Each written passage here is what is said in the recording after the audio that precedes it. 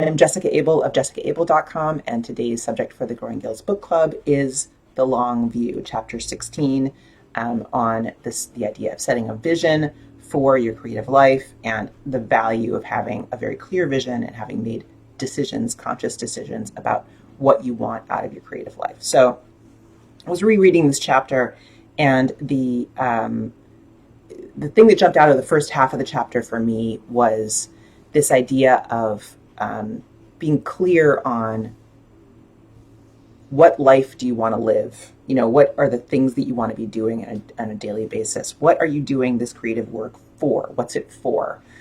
In the big sense of what it's for. Not just for its own sake, just to be finished, but like some bigger context for that.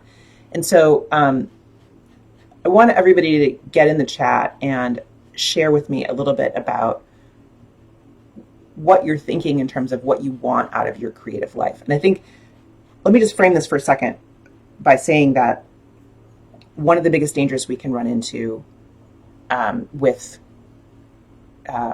creating a vision for a creative life is perfectionism and getting sort of tangled up in this idea of wanting to make a lot of money or like fame and fortune or like those kinds of things, and you know, getting famous and having lots of fans and blah blah blah.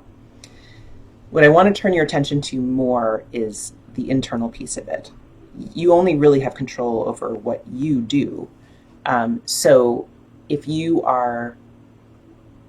think about like, how do you want to be spending your days? How do you want to be spending your time? What do you want to try to be a professional, or are you a professional at what you're doing and you want to build that? And if you are a professional, there's probably a bunch of different threads, different kinds of things you do. So which kind of thing do you want to do more of?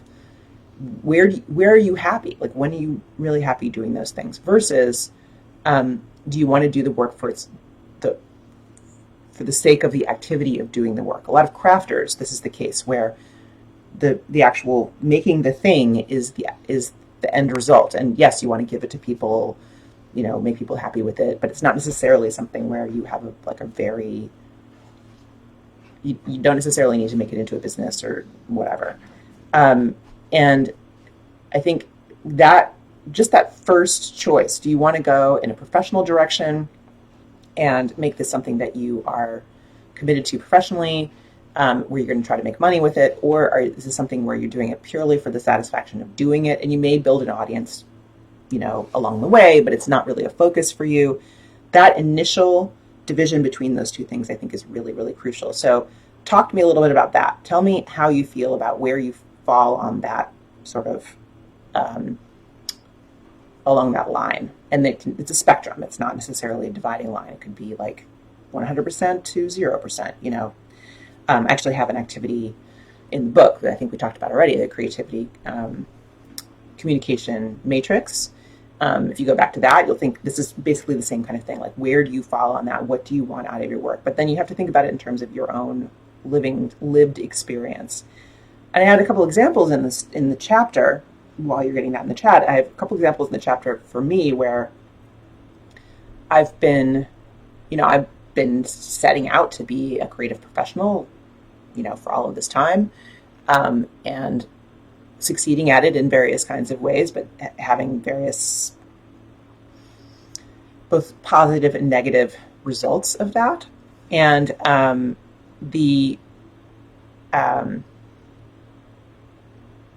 certain projects that I did. So like in the chapter, there's an example of me doing a book trailer for Trish Trash.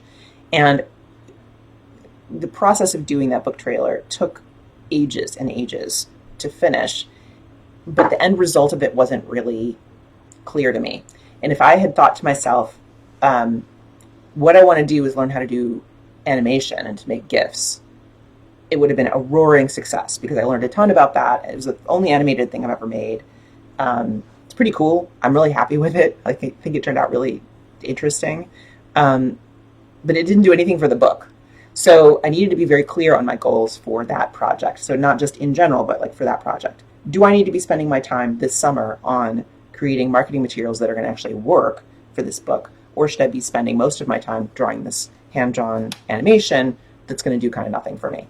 professionally speaking, but it's really interesting and I'm enjoying it. Okay, so I'm seeing some responses here. Liz says, I enjoy the process of painting. I would love to be able to focus on it more. Getting fans would be interesting. Enough money to post for my supplies is a goal. So I think what you're saying is you're kind of like in the middle, but toward the for yourself end of the spectrum, and really just want to make enough money to pay for your habit, which I know with painting can be quite expensive, but it's a very limited amount of money that you need to earn from it to do that. It's a very containable amount of money.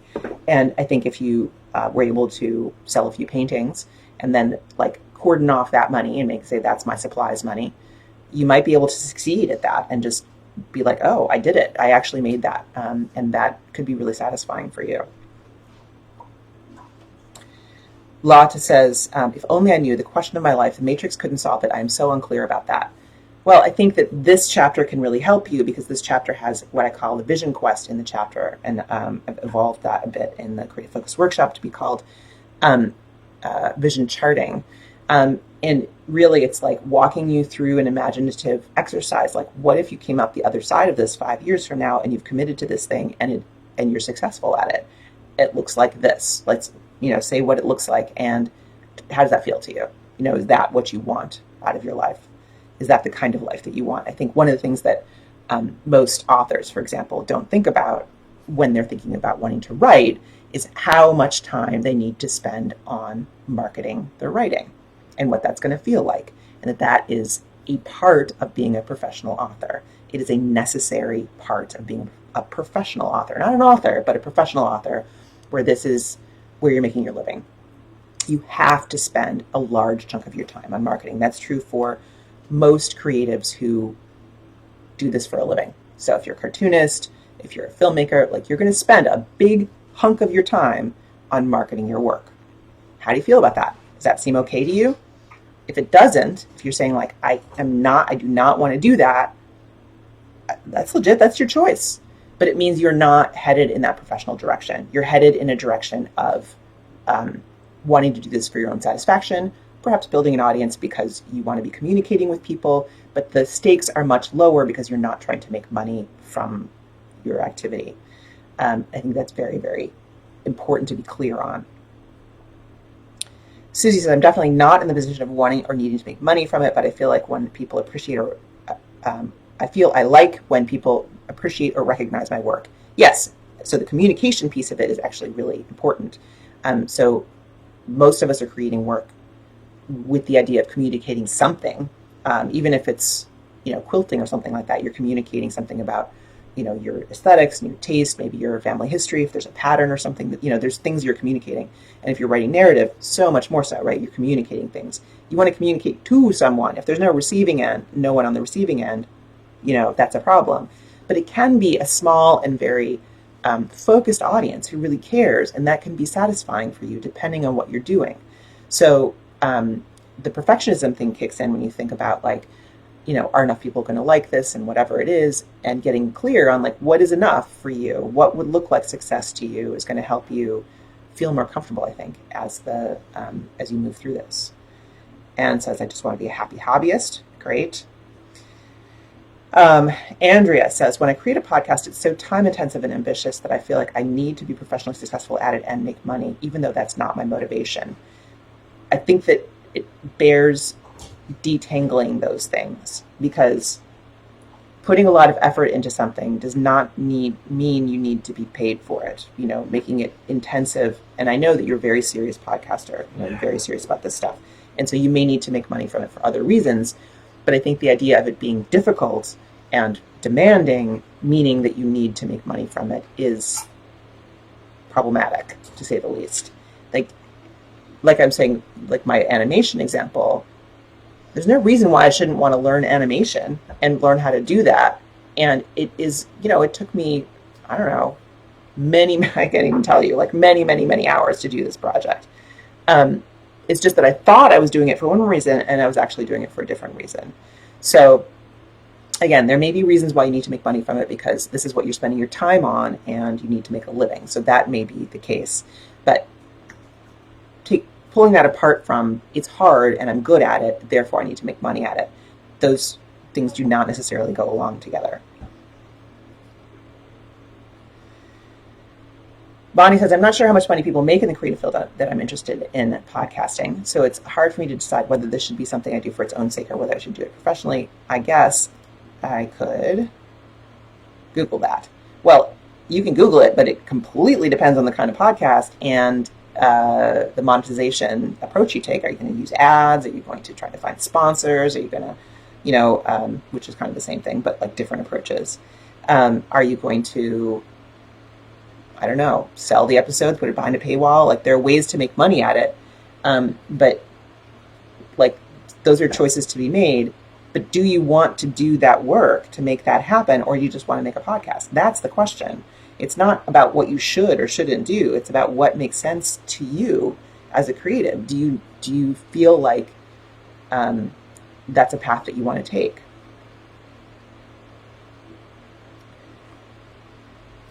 Diana says, people can and do buy my CDs. I'd like that, and I'd like more of that, but I've done nothing active to create the conditions for that over the last year, and money isn't always a decisive factor in me doing things with my artistic output. For teaching, it's 100% clear I would be paid, or it would be free only in support of a community aim or a funnel for further tuition. Right, so you have two different things. You're a teacher, and as a teacher, that is a paid activity. You develop and are creative in that field as a professional. As a musician, you are a professional. You are paid to perform, and you're paid for your CDs and all those other things. But there may be cases in which you want the audience to hear the music more than you want the money from it. And of course you want to be paid for it, but like you can make that decision differently depending on what matters to you. Like you might promote things in such a way, or like make them accessible in such a way that you're going to find a much larger audience, which might then lead to future income. But if that's not crucial to you, it basically opens those possibilities. Okay, so I'm seeing people getting more clear on this, so that's good. I think that the thing that I want to get to, that this is just one of the aspects of the vision charting activities, professional, non-professional, and this idea of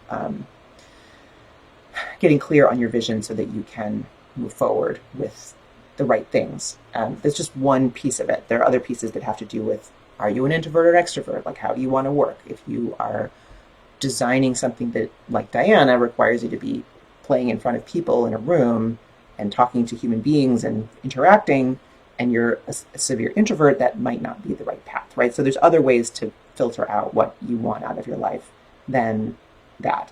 One of the things that I figured out, and I don't think this is in the book. I worked on a YA novel for a number of years in the aughts, and it didn't work out. The editor and I just did not see eye to eye, and we canceled the book.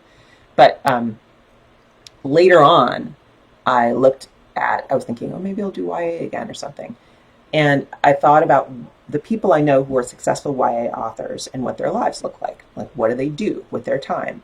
And they do a lot of library visits. They hang out with children. They do, readings. They have like 12-year-old fans who, mob them at conventions and need, signatures and stuff, which is adorable, but not a life I want. They go on book tours and they go lots of places. They spend a lot of time traveling.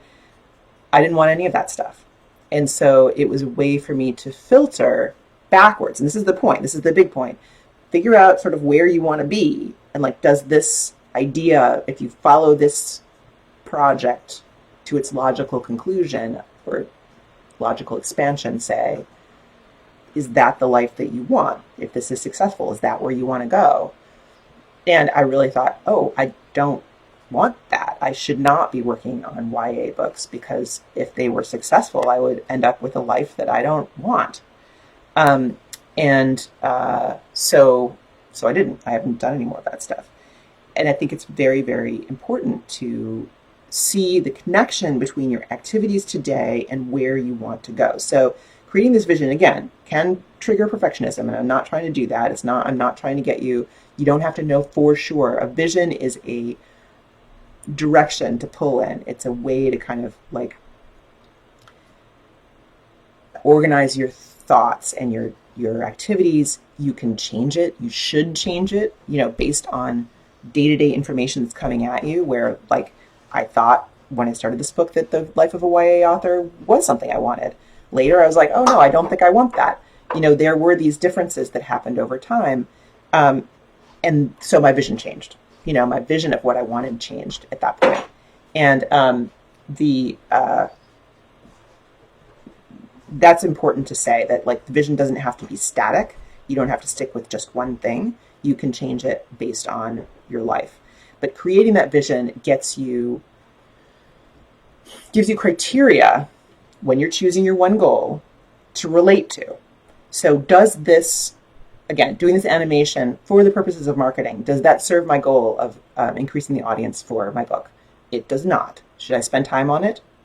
Well, that's my choice. If I want to make this into a hobby activity or just like a learning activity, that's fine. But what do I need to do with my time right now if my goal is to increase readership for my book? It's not this, it's something else, right? So that's a filter that's very, very important to have in place. And that is the point of all of this. Susie says, which direction do you want to pull in? I like that idea. Exactly. I think that's the main thing, is like the vision. It's not a goal. So we set goals for 6 weeks. We set goals for tomorrow. We set goals for the end of the week. We don't set goals for 5 years from now, because that is ridiculous. Like, life will happen. Things will happen, both good and bad. And you will end up someplace you didn't expect in some way or another. But having a vision for now that you can kind of connect to and create a line that you can follow is really important. So I think that's what I want to get at here. So as you're thinking, and I can see in the comments a lot of people are thinking about like what is the vision of what they want to do in 5 years, or how they want to be in the world. So I want you to take that right now and turn that focus you may or may not have done the activity fully yet, but you can go back. This is an activity you can go back to over and over again. Turn that focus on today, and look at what you're doing right now and see whether the projects you're working on right now are a step on that path. It could be a tiny step. But is what you're doing right now aligned with what you have a vision for, the vision you have for yourself in the future? That is the question.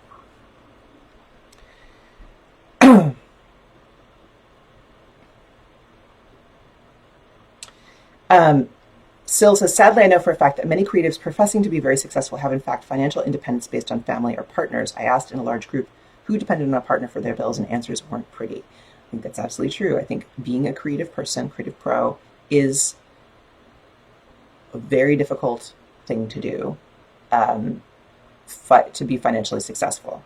Now, there are lots of people who are financially successful on their own terms without a partner, but there are people who have committed to the truly difficult work of building a business around their creative work. And a business means you spend time on the business. It competes with making the thing in terms of time. Personally, I've discovered, surprisingly, never expected this to happen, I enjoy it. I actually enjoy the business building piece of what I'm doing. So the dirty secret is you might actually like it once you get past the kind of, ooh, it's scary part, which I definitely encountered. But you have to commit to getting past it and saying like, oh, that is what I need to do. I need to build that business piece of my creative work in order to keep moving forward.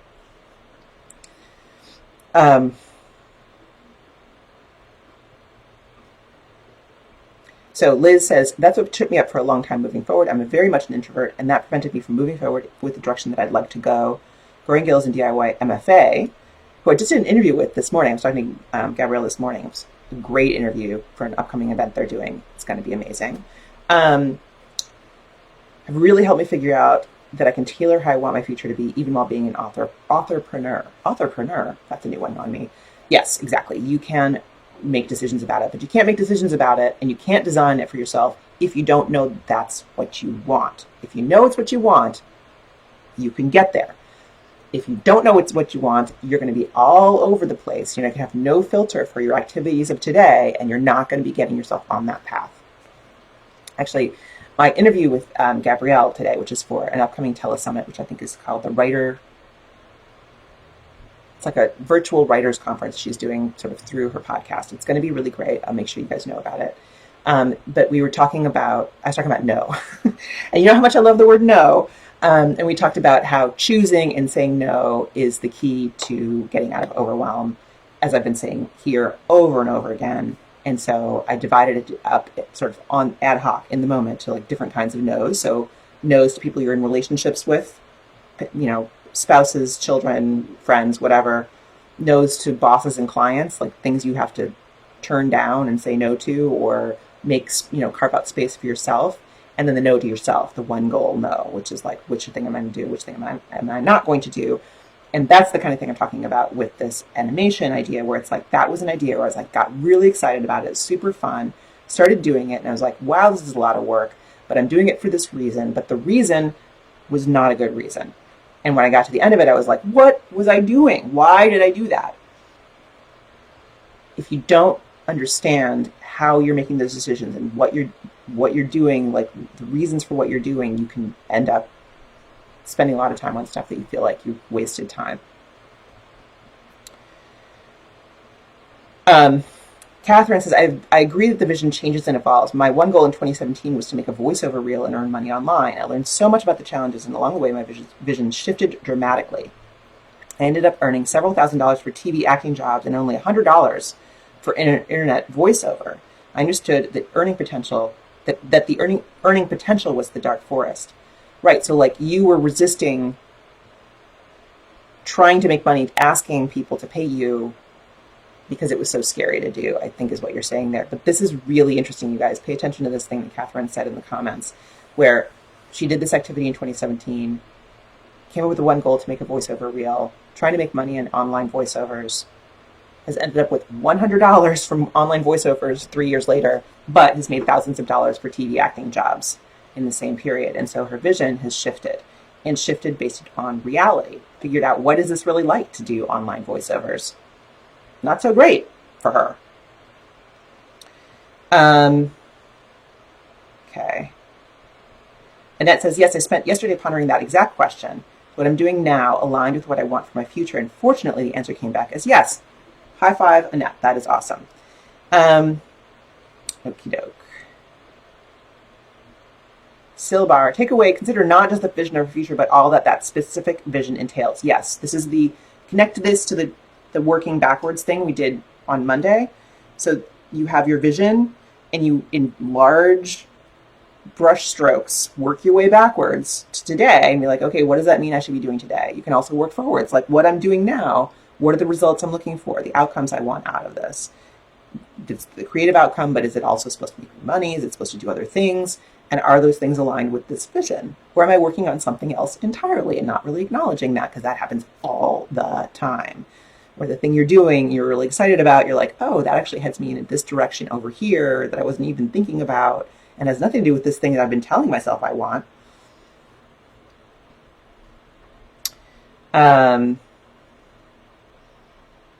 Okay, let's see.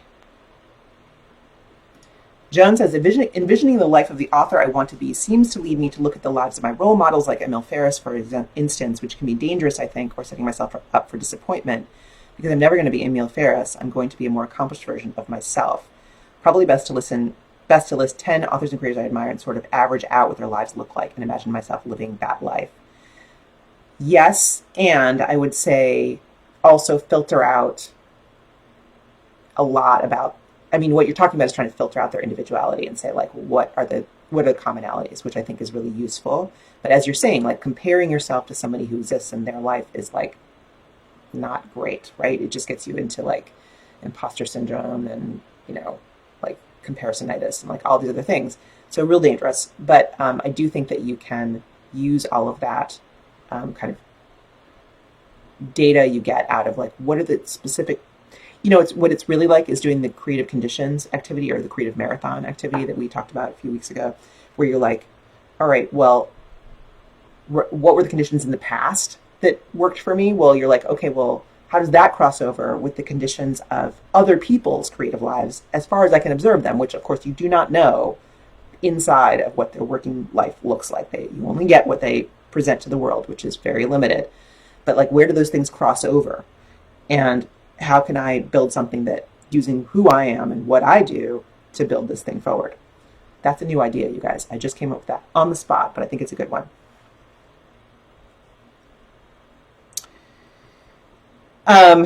Sorry if video's frozen. It'll be in the replay available, so hopefully you'll be able to get it then. And just checking for questions. Diane says, question/consideration. What I'm doing now isn't what I want to be doing this way in 5 years, but I think it's aligned with the vision because it's an action step, albeit one that will take a year or so. But I sometimes wonder how I'd know if it wasn't or if I drifted. Well, I think you have to, okay, so good point. Like, the way you're living right now doesn't necessarily have to be exactly like, I mean, the whole point is it's a vision for where you want to arrive, not how things are right now. So right now may not look the same, but you're pretty confident that what you're doing right now is a step in the right direction. But you need to check back on this regularly. So I would say, like, on a quarterly basis, like, all right, these are the results that have happened in the last quarter. Is this still on the path? Is the vision still the vision? And is this still on the path? And if it's not, then you can readjust. You can't just set this vision and forget about it. You can't just set your actions for today and forget about it. There's this is the reflection piece of the creative engine, regular need for reflection on what are you doing right now? What are the results you're getting right now? And how do those align with what's going to build the future that you want to build?